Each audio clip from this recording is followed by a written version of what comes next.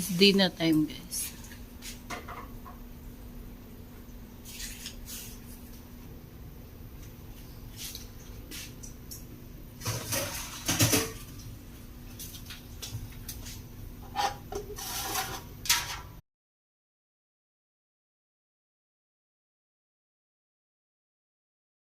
Today's video, magluto tayo ng gulay.